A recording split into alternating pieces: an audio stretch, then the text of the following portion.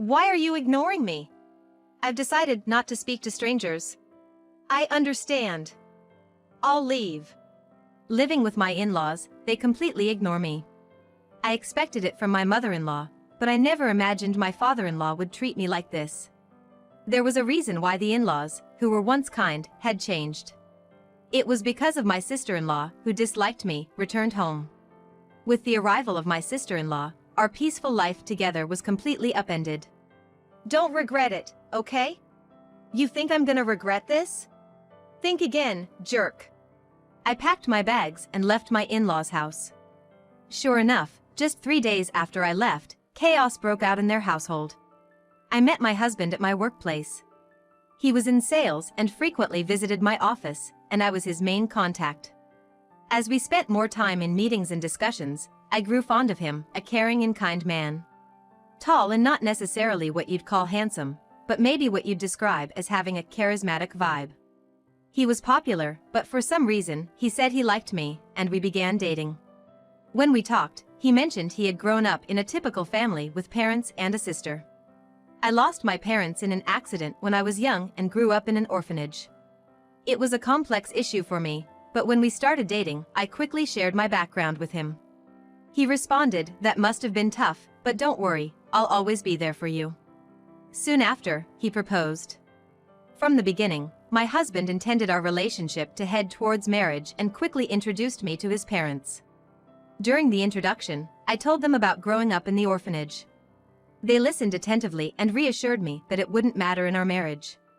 It made me very happy. Besides, they told me that being raised in an orphanage had nothing to do with being their daughter-in-law, which truly made me happy. Only my sister-in-law, being very attached to her brother, seemed taken aback, asking, "You grew up in an orphanage?" My husband had to reprimand her. In retrospect, she probably disliked me from our first meeting. I didn't give it much thought at that time, thinking we had just met. Before our marriage, my husband and I discussed moving in with his parents. We seriously considered it, but in the end, I decided not to quit my job. Turns out, my husband was set to be transferred soon. I thought about quitting my job to move with him, but my career was going well, and I had just been given direct reports. We discussed it and decided he would move on his own. After getting married, I wanted to savor that newlywed feeling for a bit. I even casually thought about visiting my husband during the long weekends for a little vacation feel. The idea of moving in with the in-laws so soon after marriage was a bit daunting, but my husband probably felt more at ease living with his parents. Plus, to put his ever-worried mother at ease, he probably wanted us to live together. Having lost my parents at a young age, I had always yearned for a family, so living with them wasn't an entirely unappealing idea. Plus, my in-laws had always treated me kindly, and I had grown fond of them. Balancing work and my duties as a daughter-in-law was challenging, but having a family made me happy and fulfilled. One day, my father-in-law approached me with an unexpected request. This would mark the beginning of the unraveling of our seemingly happy cohabitation. It was a time when my overly anxious mother-in-law, who tended to act domineering towards my father-in-law, was out shopping. I was about to start cleaning on my day off when my father-in-law asked to speak with me. "What's the matter?" "Well, I don't want my wife to know, but I'm taking a leave from work." "Wait, a leave?" He explained that he had been having problems with his boss and coworkers, and his health had deteriorated to the point where he had no choice but to take a leave. My mother-in-law is a good person, but she's always anxious and a bit neurotic. Living with them, I came to realize her neurotic tendencies and how my father-in-law tiptoed around her to avoid upsetting her. He had always been on the slimmer side, but now that I think about it, he did seem to have lost some weight recently. It would be nice if the mother-in-law was the type to genuinely worry about my father-in-law's weight loss. However, when he had previously taken a sick day due to a cold, she remarked, "A cold? All of your colleagues are at executive levels by now. It's because you're always taking days off, claiming bad health or colds. That's why you don't get promoted." Rather than showing concern, she was the kind to give him a hard kick in the pants. He probably tried his best to push through, no matter how poor his health was. However, his condition worsened, and he secretly took multiple sick days to visit the hospital. He was both mentally and physically at his limit. With his frequent early departures, tardiness, and absences, there was talk of him possibly taking a temporary leave from work. But my father-in-law didn't want to upset my mother-in-law under any circumstances. If he were to suggest taking a leave of absence, it's obvious that she would explode in anger. Besides, my father-in-law's salary wasn't that great, and he depended on his overtime pay. So, taking a leave would mean he'd be making significantly less. If he told my husband, he'd probably end up telling my mother-in-law. So, he approached me, asking if I could help with the living expenses. If I suggest taking a leave, she might even divorce me.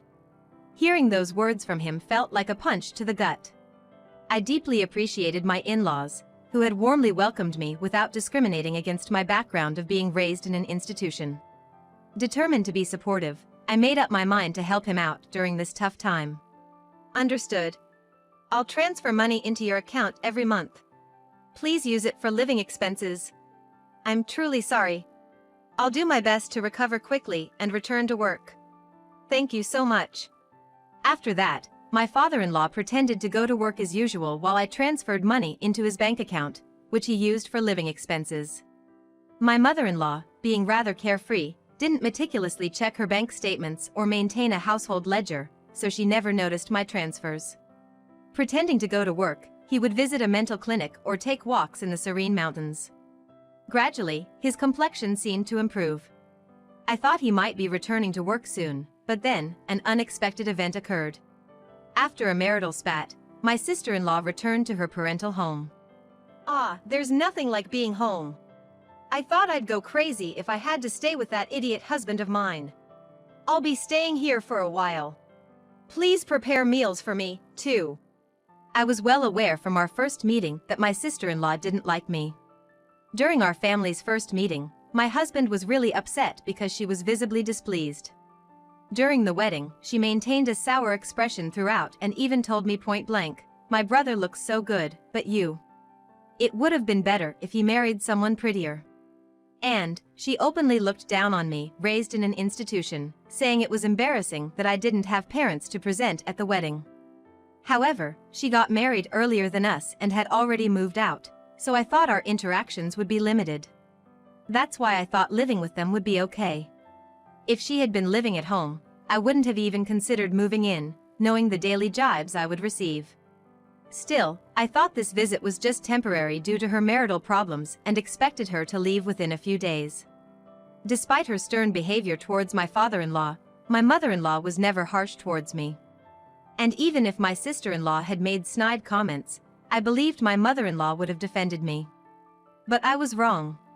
One day when I returned from work, something seemed off about my mother-in-law's behavior. Is something wrong? She seemed distant, not engaging in her usual conversation. When I asked, she responded, "Did you know you've been bad-mouthing me behind my back?" What?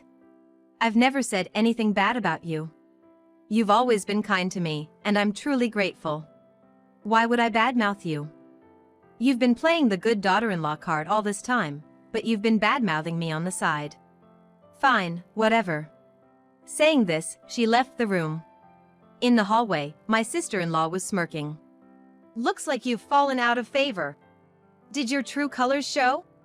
Being raised in an institution, your background really does show, huh? It's better not to badmouth people, you know. I haven't said anything bad about her. Oh, the neighbors seem to have heard it. After I returned home after such a long time, they told me that you've been constantly criticizing her. What? Who are these neighbors? Look, it's been a while since I got married and moved out, so I've kind of forgotten the names of the neighbors. I've never said any of those things. Stop making things up. Oh my, how rude. Mom. She's calling me a liar and bullying me. Saying this, she entered my mother-in-law's room. After that, my sister-in-law's malicious behavior escalated. She claimed I told her to sleep in the corridor and take the last bath because she's just a lodger. She'd complained to my mother-in-law about every little thing. Every time, I had to explain that I hadn't said or done any such thing. However, my mother-in-law seemed to be completely taken in by my sister-in-law's words and seemed to be under her influence. My sister-in-law continued her stay, making me wonder if she intended to stay indefinitely. With these worries, I headed home with a heavy heart. I'm home. Previously, my mother-in-law would cheerfully greet me with, "Welcome back." Now, there's silence. "I'll get dinner ready." Saying this and stepping into the living room, I was shocked. Normally, my sister-in-law would nag me to prepare dinner quickly, but now, my mother-in-law, father-in-law, and sister-in-law were all eating sushi together. Surprised, my sister-in-law said, "Oh? It looks like someone who isn't family is home. You're not thinking of having sushi, are you?" Without even glancing at me, my mother-in-law continued eating while watching TV. "If you wanted sushi, you should have said so. I rushed home after shopping." "Huh? No one asked for that." "Hey, Mom, Dad, I went out with my friends during the day and got some delicious pudding. Let's eat together." As my sister-in-law said that, without paying any mind to me, the three of them started eating the pudding. I was exhausted from work and didn't have the energy to get upset, so I went to my room without eating. The next day, my sister-in-law said she was going out with friends and asked me to drive her to the station. I obviously declined since it was a weekday and I had work. Even if we were headed in the same direction, it would be a completely different route, and she wanted to leave close to noon. There's no way I could take her. "Just take a day off, it's fine. Your cute little sis-in-law just wants a ride. She never had the chance to relax and hang out after she got married, right? Can't you be a bit kinder to her now? With all due respect, didn't you go out with friends last night after getting a late-night call? Seems like you've been going out almost every day since you came home. I have work. Please take the bus or train." My mother-in-law and sister-in-law were murmuring in the background, but I was fed up. I left for work. However, that night, the defining event that made me decide to leave this house took place. I got held up at work and returned home after picking up some groceries, expecting to be berated. It had started raining by the time I left the office, and it was pouring so hard that even getting in and out of the car, I was drenched. I wondered what nasty trick would be played on me tonight, but when I got home, the three of them were eating takeout just like the day before. No greeting, acting as if they didn't even notice my return. But I've grown used to this treatment. I glanced toward the courtyard from the hallway and saw something placed in the center of the garden. Taking a closer look, it was my belongings. A designer bag I bought with my first paycheck. Shoes that were my first birthday gift from my husband. And even my computer that I use for work at home was soaked. As I was in shock, my sister-in-law said with a smirk, "I felt so grossed out having a stranger's things in the house, so I threw them out. Flaunting a designer bag like that, how arrogant of you." Neither of my in-laws said a word about her outrageous behavior. "Why didn't you stop her? Have I done something to you? Do you really believe her lies? That I've been bad-mouthing you, bullying her? Aren't you mad at her for what she did?" My mother-in-law avoided my gaze, staying silent. "Why won't you say anything? I can't talk to strangers. I can't be friendly with someone who's not family." My mother-in-law wouldn't even look at me. My sister-in-law grinned, waiting for my rebuttal. "Wait. Where's my father-in-law? I'm the one supporting him during his time off. I'm the one helping out with the finances in this house. Sure, I did it out of gratitude, but shouldn't he defend me now? Surely, he'd be on my side?" Hoping for support.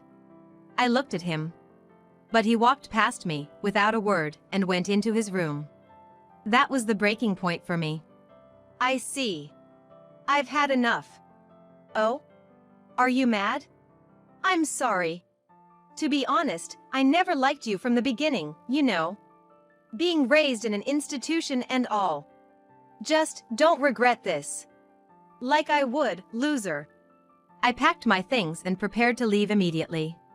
Seeing me in this state, only my father-in-law seemed flustered since he was the one depending on me financially. Still, he didn't try to stop me or defend me. I was completely done with his apathy. My husband's work assignment was quite far away, but I wanted to leave this house as soon as possible. I quickly got in my car and drove to him. I never once confided in my husband about all this. I doubt my mother-in-law told him about my sister-in-law coming back home. If he had known, he would have contacted me, knowing I don't get along with her. But my husband never mentioned anything about my sister-in-law in his calls or messages. I never felt anything off about my husband's behavior, but perhaps he's being manipulated by her, fed lies about various things. Even now, as I head to him, he might treat me with the same cold attitude as them. My heart was exhausted, feeling so suspicious even towards my husband, whom I trust most. If he's of the same mind and attitude as them, maybe divorce is the only option. That's how deeply distressed I felt. When I arrived at his out-of-state apartment, he hadn't returned yet, perhaps busy since it was the end of the month. As I waited, my husband energetically entered the apartment, maybe having noticed the lights. "What? If you were coming, you should have told me. I would have come home earlier." "What? A surprise?" "No, just seeing your face." He immediately greeted me with a radiant smile. The relief of seeing him happy to see me combined with the humiliation from my in-laws' house made a mixture of emotions flood out, and I broke down crying. "What? What happened? Did I say something wrong? Seriously, what's going on?" It seemed my husband had no idea about the treatment I received at his parents' house. I composed myself, knowing I had to clearly explain everything to him, and began to recount everything. How I've been financially assisting his father, who took medical leave without telling his wife. That his sister had returned and was now staying at their parents' home. That she's been feeding his mother lies about me, turning her cold towards me. How they referred to me as an outsider. How they ignored me, left my belongings out in the rain and ruined them. Through tears and pauses, I told him everything.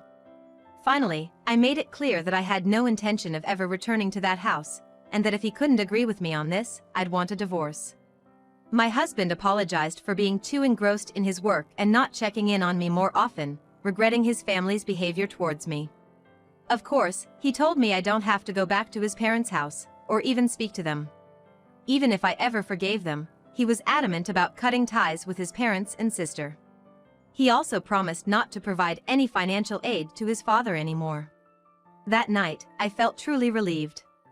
The tension I had been holding melted away, and I had a peaceful sleep by his side. After that, I never returned to my in-laws' house. While commuting from my husband's out-of-state place was not feasible, I had already approached my company about working remotely since my sister-in-law and mother-in-law started treating me harshly. My job doesn't necessarily require being in the office, and many of my colleagues and superiors also work remotely. While I have to visit the office a few times a month, several colleagues live even further away, so switching to remote work wasn't a problem.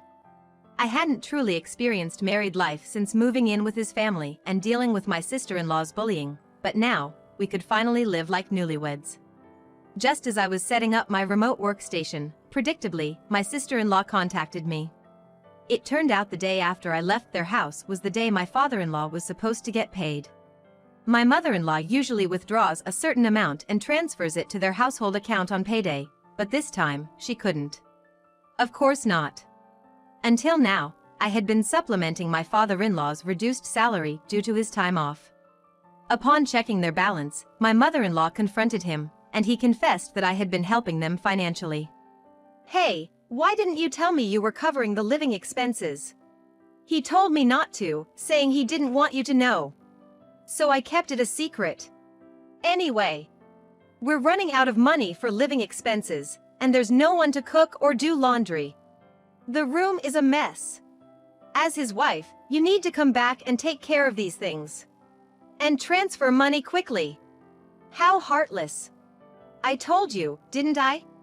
Don't regret this. I have no intention of going back to that house or continuing as your maid. Why should I help people who hate me, destroy my belongings, and treat me like this? Aren't you his wife? Without your help, we can't pay the electricity or gas bills. We can't even go shopping. That's why I said it. I'm an outsider, so it's none of my business, right? I hung up, ignoring my sister-in-law's ranting. She and my mother-in-law kept pestering me with calls and messages, but I ignored all of them. Even after my husband returned from work, the persistent calls from them continued. When my husband answered, He told them firmly, "I'll never forgive you for how you treated her, and I'm never sending her back to you. I'm not coming back either. I don't consider you my family anymore. Stay away from my wife, or you'll regret it." Given that my sister-in-law adored her brother and my mother-in-law heavily relied on him, they were probably in shock. A few days later, I received a call from my father-in-law. He said living with my mother-in-law and sister-in-law was becoming unbearable, and he begged me to continue the financial assistance. I'm still grateful for them accepting me, who grew up in an orphanage, when they married. But they didn't support me in my time of need despite all the financial help I've provided. I don't owe them anything. Why should I help those who joined others in ignoring me? I'll never assist you again. And with that, I ended the call. Later on, my relentless mother-in-law and sister-in-law audaciously showed up at my workplace. Since I was already working remotely and had a bad feeling about them, I'd informed my company about the situation. The security was alerted immediately. Apparently, they caused a scene, demanding that the company force me to send money back home. Upon hearing this, my husband said, "Report them to the police." Colleagues at my company were supportive, saying, "I can't believe you lived with those people. Focus on your remote work with your husband." As for my in-laws, my father-in-law's health deteriorated under the pressure from my mother-in-law and sister-in-law, and he eventually resigned. My sister-in-law tried to return to her husband's family, but he refused to take her back. The small town quickly caught wind of her drama at my workplace. Given the embarrassment, there was an uproar at her in-laws' place. The original reason for the fight between my sister-in-law and her husband was her affair. This incident added to their issues, leading to an immediate decision to divorce. Without a home, my in-laws and sister-in-law moved to a cheap apartment, managing to get by on part-time jobs. As for my husband and me, we're finally living peaceful days, feeling mentally and physically fulfilled. Recently, we found out we're expecting a child and are overjoyed. We're looking forward to the day we meet our baby, cherishing our time together.